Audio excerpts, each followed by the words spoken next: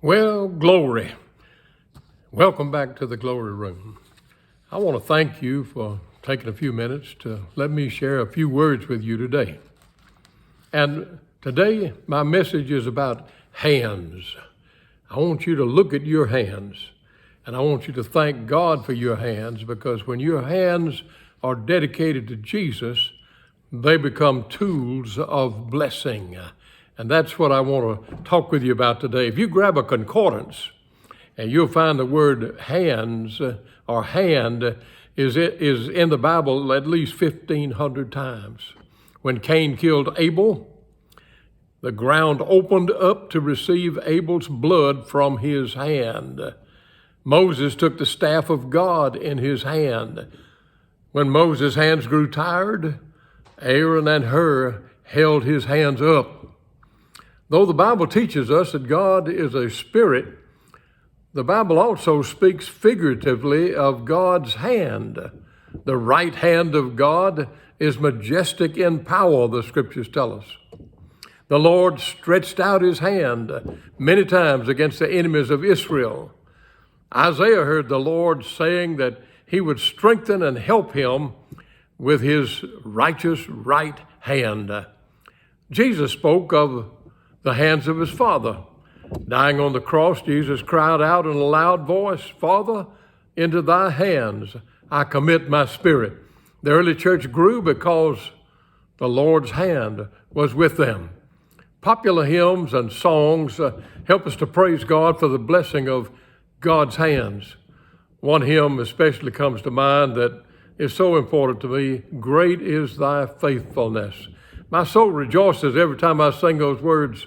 Morning by morning, new mercies I see.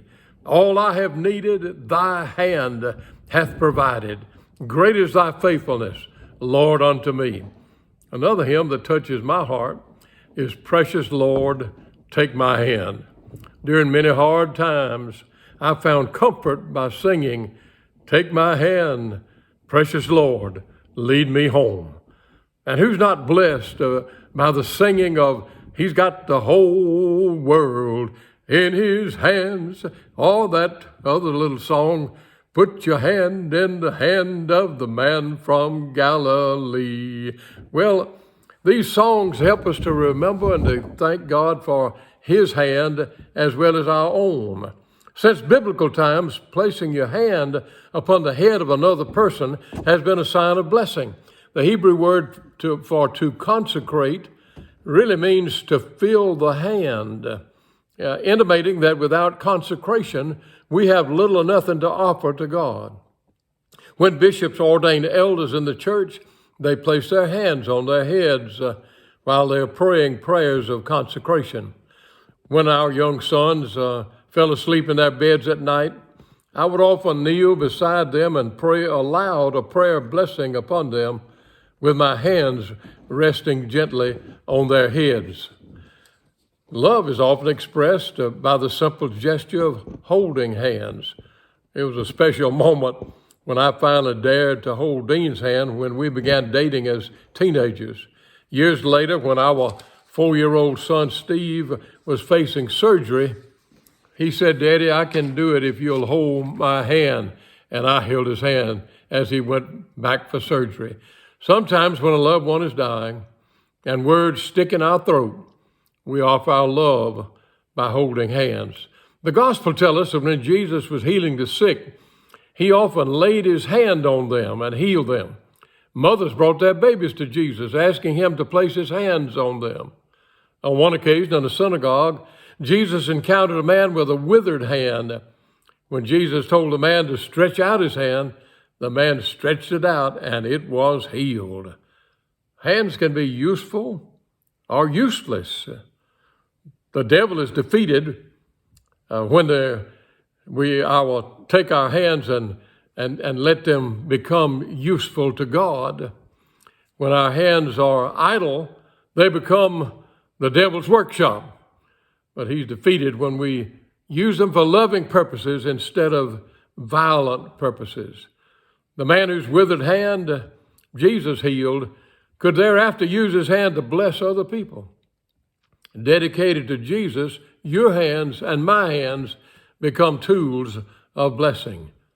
When I was knocking on death's door because of an embolism, caring doctors and nurses used their hands to treat and comfort me. When you're too weak to wipe your own brow, the tender caress of a kind nurse makes you glad to be alive. Because of the nurses I've known, I never tire of singing the praises of the nursing profession. They are the unsung heroes of our society because their hands make a difference. Look around you and you'll see hands consecrated to Jesus, using chainsaws sometimes, preparing food for the elderly and the poor, sewing baby blankets, repairing a roof damaged by a storm, delivering care packages and food to the needy, assembling worship videos like this one to be seen by people to attend church, preparing lessons for children unable to be in a classroom, all at work to honor the Christ. When a friend of mine was struggling with a fatal illness and unable to help himself, his friend John went to his home and rubbed his back and legs several times a week. John was a trained nurse. He knew how to use his hands to bless a dying friend.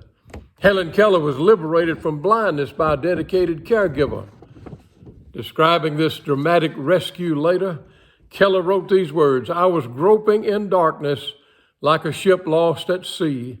One day I stretched out my hand, and someone took it. Someone who would teach me all things, but more than that, would love me."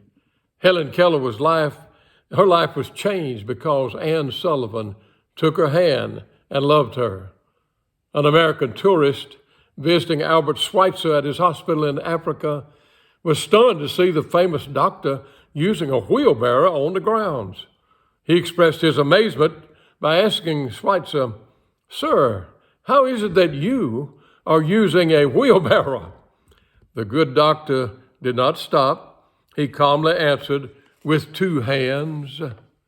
In these maddening days of the coronavirus pandemic, consider what you're doing with your hands. You can sit on your hands and do nothing but whine about our bleak circumstances. You can raise your hands in protest of what others are doing or not doing. Or you can think creatively of ways to use your hands to make a difference. Dedicated to Jesus, our hands can become a blessing. So let's get off our hands and work together with our heroes on the front lines whose hands are hard at work helping us to get through these tough times.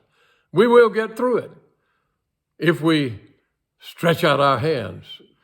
As Pastor Matt likes to say, recalling his 10 years of service in the United States Navy, all hands on deck.